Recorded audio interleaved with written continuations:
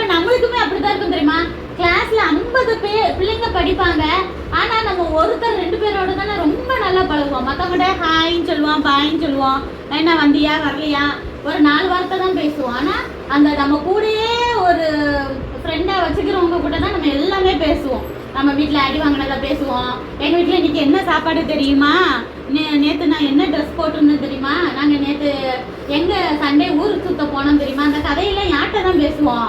ஆனால் நல்ல ஃப்ரெண்டாக இருக்கிற ஒருத்திக்கிட்ட தான். அப்படி நம்ம கிளாஸில் போனோன்னே நம்மளுக்கு அப்படி ஒருத்தரை பிடிச்சிரும். அப்படித்தானே? நம்ம புதுசாக ஒரு ஸ்கூலில் ஒரு ஃபஸ்ட்டு ஸ்கூலுக்கு போய் அன்றைக்கி தான் கிளாஸில் போகிறோம். ஒரு 2 நாளைக்கு அமைதியாக பயந்தாங்கொழி மாதிரி உட்காந்துருப்போம். 3ஆவது நாள் உன் பேர் என்ன அப்படின்னு பேசுவோம்.